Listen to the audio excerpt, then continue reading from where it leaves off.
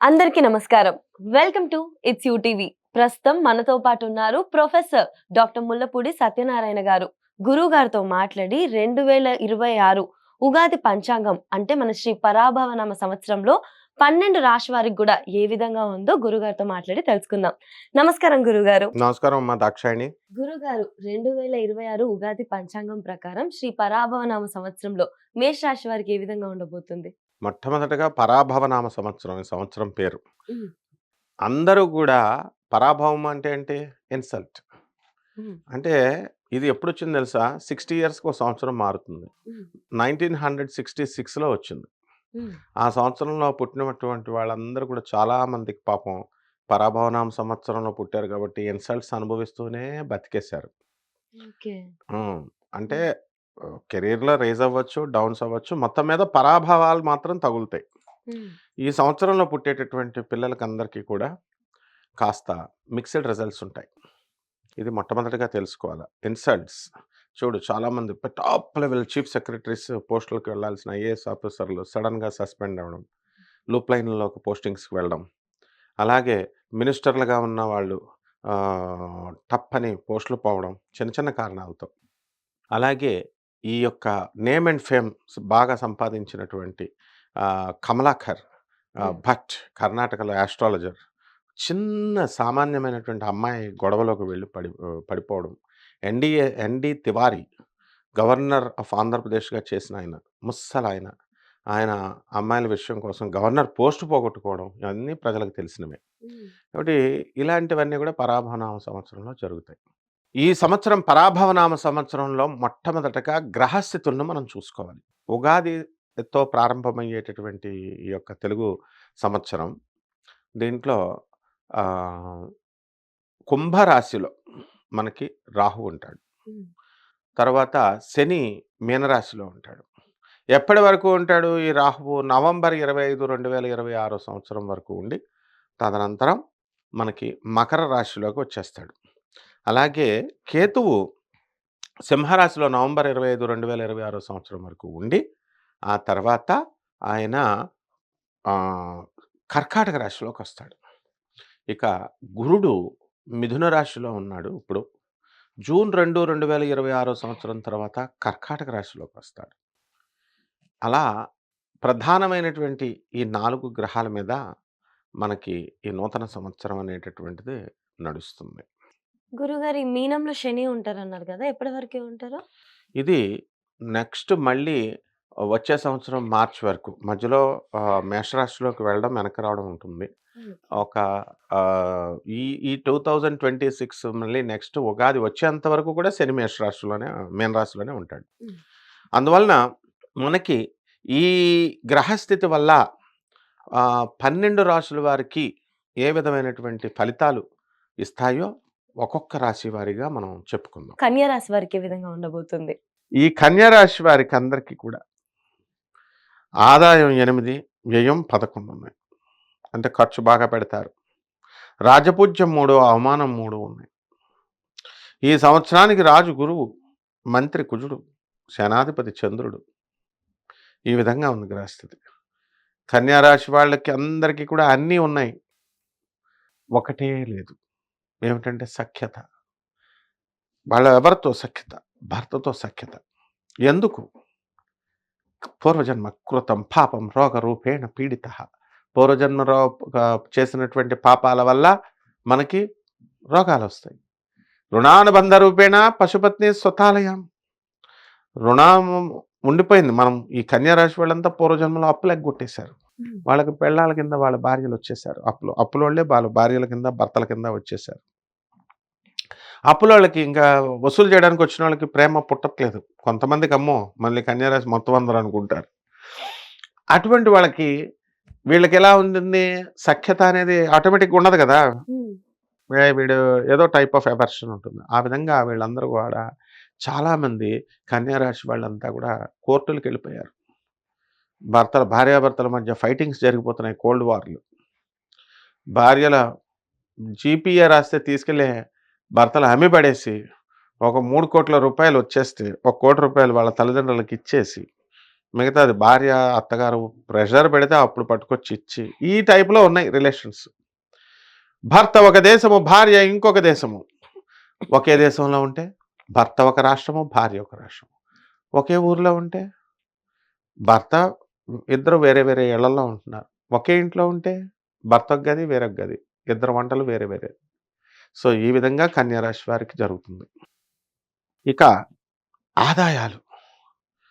ఆదాయాలు, ఖర్చులు last year కంటే కూడా ఈ సంవత్సరం బాగా పెరిగినాయి. నో ప్రాబ్లమ్స్ ఏమి లేవు. కోరి తెచ్చుకున్న సమస్యలు ఇవన్నీ కూడా. హ్మ్. సో, పిల్లల గురించి వచ్చినటువంటి గొడవలు ఇవన్నీ కూడా. సన్యాసం తీసేసుకుంటే బావుండు అనిపించే అంత సమస్యలొస్తాయి. ఈ సంవత్సరం పరాభవనామ సంవత్సరం జూన్ 2వ తేదీ 2026 సంవత్సరం నుంచి ఈ సమస్యలన్నీ కూడా తగ్గుముఖం పడతాయి. ఆ విధంగా ఈ కన్యా రాశి వాళ్ళంతా కూడా ఆర్మీలో పనిచేస్తున్నటువంటి వాళ్ళు దేశ బోర్డర్స్‌లో వీళ్ళని వేయడం, పాపం భార్య పిల్లల్ని చూసుకోవడం చాలా కాలం అవ్వడం. ఇవన్నీ కూడా ఇటువంటి వాళ్ళందరికీ కూడా లీవులు దొరకడం జరుగుతాయి. హ్మ్. ఆ తర్వాత వ్యాపారాలు. బ్రహ్మాండంగా సంపాదిస్తారు వ్యాపారాలు. గోల్డ్ వ్యాపారస్తులైతే మొత్తం బాగా సంపాదిస్తారు. అప్పుడు దిగుతాడు గోల్డ్ మ్యాన్ దిగుతాడు. గోల్డ్ మ్యాన్ తెలుసా? 'గజ దొంగ' సినిమా చూడండి NTR gold man, gold man అని వస్తాడు. అందువలన బంగారాలు ఎక్కువ కొనొద్దు. ఎందువలనంటే ఈ సంవత్సరం రాజు గురుడు. బంగారం కొన్నటువంటి వాళ్ళకి మంత్రి కుజుడు, సేనాధిపతి చంద్రుడు. వీళ్ళు కంట్రోల్ చేయలేరు దొంగల్ని. ఈ సంవత్సరం దొంగతనాలు ఎక్కువ జరుగుతాయి. అందువలన ఈ యొక్క కన్యా రాశి వాళ్ళంతా కూడా మొట్టమొదటిగా కోర్టులో ఉన్నటువంటి సమస్యలను పరిష్కారం చేసుకోవడానికి ప్రయత్నించాలి. సప్తమ స్థానంలో ఉన్నటువంటి శని ఆ తర్వాత వక్రించి ఉండడం వల్ల సప్తమ స్థానేషు శని కళత్ర పుత్రత్వ శత్రుత్వ కారణాయ నమః అన్నారు. అకారణమైనటువంటి కారణాలు తల్లిదండ్రులు కొట్టుకోవడం, భార్యాభర్తలు కొట్టుకోవడం, పిల్లలకి తండ్రి వల్ల ఇదవ్వడం ఇలా జరుగుతాయన్నమాట.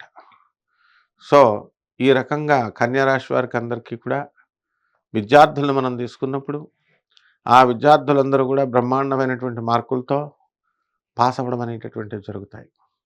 ప్రభుత్వ ఉద్యోగాల కోసం ప్రయత్నిస్తున్నటువంటి వాళ్ళకందరికీ కూడా ఉద్యోగాలు రావడానికి అవకాశాలున్నాయి.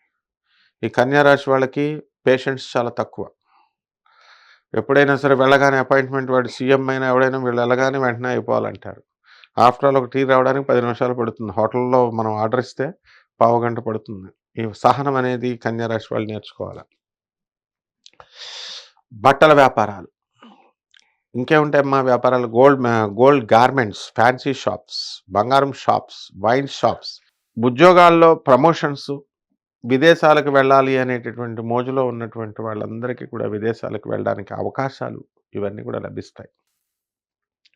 అయితే ఒకటి మాత్రం ఆపలేం, చెడ్డాళ్ళతో స్నేహం. ఏమిటిది? బుద్ధి బలం ఎక్కువ, స్థిరత్వం తక్కువ అన్నారు ఈ కన్యా రాశిలో. ఈ కన్యా రాశిలోనే మేధావులు కూడా పుడతారు. కాబట్టి ఈ రాశిలో ఉన్నటువంటి వాళ్ళందరికీ కూడా చెడ్డవాళ్ళతో ఎవరు ఫ్రెండ్షిప్ ఆపలేరు ఈ సంవత్సరం. అన్నెసరీ మ్యాటర్స్లోకి మిమ్మల్ని ఇన్వాల్వ్ చేసేస్తారు. దేవుడి మీద నమ్మకాన్ని పోగొట్టేస్తారు. ఈ రకంగా మొత్తం నాస్తికులు, యాంటీ సోషల్ ఎలిమెంట్స్ వీళ్ళందరూ కూడా వీళ్ళకి స్నేహం అయిపోవడానికి అవకాశాలు ఉంటాయి. పిల్లలు ఎగ్జామినేషన్స్లో వీళ్ళు కాపీలు కొట్టేయడానికి ట్రై చేస్తారు. ఇదంతా కూడా శని యొక్క ప్రభావం. రాహు వల్ల శత్రువుల బాధల నుంచి వీళ్ళు తప్పించుకోగలుగుతారు. విదేశాలకు వెళ్ళగలుగుతారు. బాగున్నాయి. అట్ ద సేమ్ టైం ఈ యొక్క శత్రు పీడ అనేటటువంటిది వీళ్ళకి పోతుంది. ఇన్నోవేటివ్ ఐడియాస్ వీళ్ళకి వస్తాయి. వీళ్ళని వీళ్ళే నమ్ముకోరు. అందువలన వీళ్ళ ఫ్యామిలీ మెంబర్స్ని నమ్ముతారు వీళ్ళకి. అంటే అంత అనుమానం. బస్ కండక్టర్ చూడు, ఎవరిని అడగాల పాస్ ఉందా లేదా అని చిన్నపిల్లల్ని అడగాల.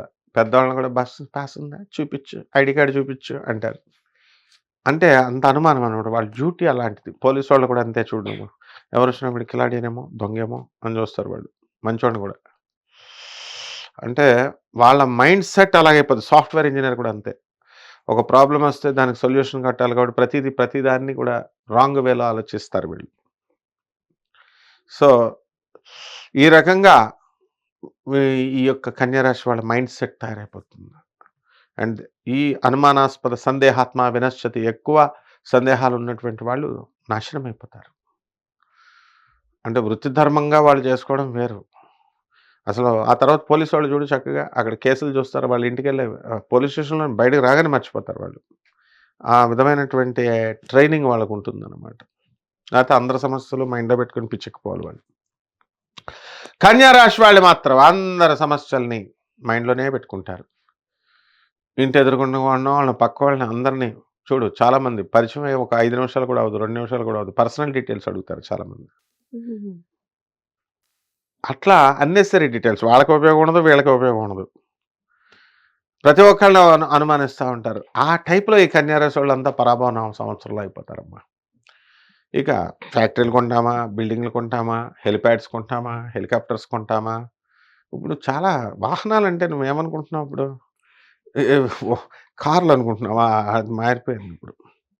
అంబానీకి ఒక్కొక్కళ్ళకి ఒక్కొక్క హెలిప్యాడ్ ఉంది ఆళ్ళకి. అప్పుడు కేఆర్ విజయ్ గారికి మాత్రమే ప్లేన్ ఉండేది అనేవారు. ఇప్పుడు చాలా మందికున్నాయి.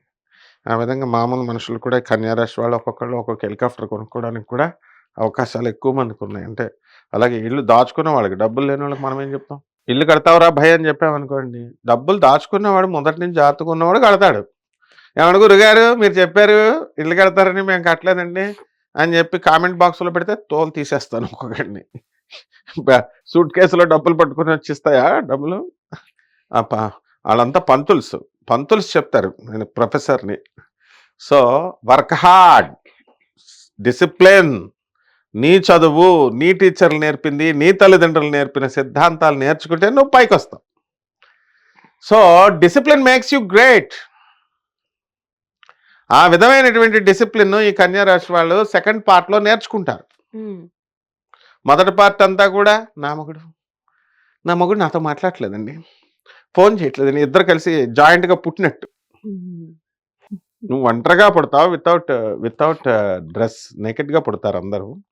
వాడెవడో వీడెవడో 25 సంవత్సరాలు తల్లిదండ్రులు పెంచుతారు. తర్వాత పెళ్లి చేస్తారు. పెంచిన తల్లిదండ్రులు పొయ్యే. అటు ఇటు. పెళ్ళాం, బెల్లం, తల్లి, అల్లం. అలాగే తల్లిదండ్రులని ఈ ఈ ఆడపిల్ల కూడా డాడీ నేను నిన్ను వదిలి ఉండలేను డాడీ వెళ్ళిపోతున్నానని దొంగేడుపులు ఏడుస్తారు పాపం అంతా బాగానే ఉంది మ్యారేజ్ రోజున. ఆ తర్వాత మా అత్త మా మామ ఈమె సంపాదిస్తుంది కదా డబ్బులు, ఆ డబ్బులు తండ్రి పాపం పెన్షన్ వస్తుంటే ఆ డబ్బులు కూడా పట్టుకుపోద్ది అనమాట. సో ఈ పెళ్ళిళ్ళు ఈ గిళ్ళిళ్ళు ఇవన్నీ కూడా బిజినెస్, కట్నం, బిజినెస్, ఈ విధమైనటువంటి బిజినెస్ యాటిట్యూడ్ ఈ కన్యా రాశి వారికి వచ్చేస్తుంది.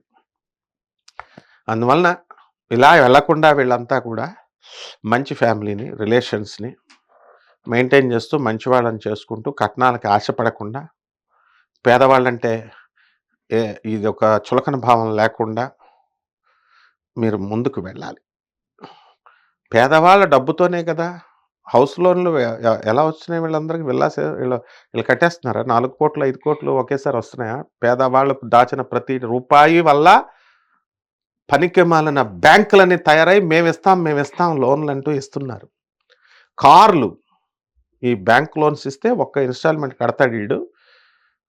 ఎన్నో లక్షల రూపాయలదో, కోటి రూపాయలదో కారు కొంటాడు. అదే ఒక పేదవాడు తొడ్డానికి వచ్చాడనుకో కారు దగ్గరికి కొంచెం సాయం చేయని వాచ్‌మెన్ కానీ లేకపోతే ఎవరైనా అంటే "పే పే" అంటారు. అటువంటి పేదవాళ్ళ డబ్బుతో వీడి విల్లా వచ్చింది, వీడి కారు వచ్చిందని విషయం వీడు తెలుసుకోవాలి. మదం ఎక్కితే తొక్కేస్తాడు శనీశ్వరుడు. అందుకే ఆ శని ఇప్పుడు ఈ కన్యా రాశి వాళ్ళకి సప్తమంలో ఉన్నాడు. కాబట్టి ఈ కన్యా రాశి వాళ్ళు ఏం చేసుకోవాలా? పేదవాళ్ళని పూజించాలి, పేదవాళ్ళకి దానాలు చేయాలి, అనాథలకి దానం చేయాలి, తర్వాత సాధువులకి దానాలు చేయాలి, వికలాంగులకి దానాలు చేయాలి. ఇలా చేయకపోతే వీళ్ళని ఎవరు రక్షించలేరు. గురుగారు మరి వీళ్ళకి ఎటువంటి పరిహారాలు ఏమైనా చెప్తారా? చెప్పాలి కదా మరి. చెప్పకపోతే పరిహారాలు మనకి ఇండ్యూస్ అయిపోయింది. బ్రిటిష్ వాళ్ళొచ్చి వైన్ అలవాటు చేసేసారు. హుహు. సిగరెట్ అలవాటు చేస్తారు. ఆ విధంగా మన పంతుల్స్ వచ్చి కపట బ్రాహ్మల, కపట జ్యోతిష్కుల, కపట మంత్రగాళ్ళొచ్చి ఆ చెట్టు చుట్టూ, ఈ పొట్టు చుట్టూ తిరుగు. యాత్రకెళ్ళిపో, అరుణాచలం ఎళ్ళిపోతే నీకు మోక్షం వచ్చేద్దని పెద్ద పెద్ద ప్రవచనకారులే చెప్తున్నారు. నిజమేనేమో ఇక్కడ ఈ దాన ధర్మాలు చేస్తే మా యాటిట్యూడ్ చేంజ్ అయ్యి బుద్ధి మార్చుకోరా అని చెప్పరు వీళ్ళు. ఎళ్ళిపో అరుణాచలం. వీడు హనీమూన్ టైప్‌లో యాత్రికుడు అవుతాడు. నాట్ ఈవెన్ ఎ పిల్గ్రిమ్ అవ్వడు వీడు. భక్తుడు అవ్వడు వీడు. యాత్రకు వీళ్ళంతా భక్తి క్షేత్రాలు ఎందుకెళ్తున్నారు వీళ్ళు? నీ డబ్బులతో నువ్వే ఎంజాయ్ చేస్తున్నావు ట్రైన్‌లో ఎళ్ళి. దేవుడికి సంబంధం ఏంటి? హ్మ్. దేవుడు మాత్రం వరాలివ్వాలా? నువ్వు ఫ్లైట్‌లో ఎళ్తున్నావు, ఫ్లైట్‌లో వస్తున్నావు, ఎంజాయ్ చేస్తున్నావు, నీ చుట్టాలతో, నీ బంధువులతో వెళ్తున్నావు. And you are not spending a single ఎన్‌పీ ఆన్ గాడ్.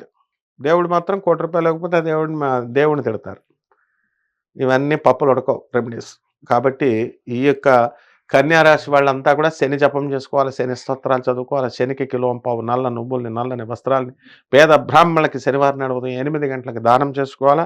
దశమహావిద్యల్లో ఒకటైనటువంటి మహాకాళి అమ్మవారి యొక్క హోమాన్ని, అమ్మవారిని జపాన్ని చేసుకుంటే కనుక బ్రహ్మాండంగా ఉంటుంది. రావి చెట్టు చుట్టూ ప్రదక్షిణాలు చేసుకుంటూ ఓం శనేశ్వరాయ నమః అంటూ చేసుకుంటే సరిపోతుందమ్మా.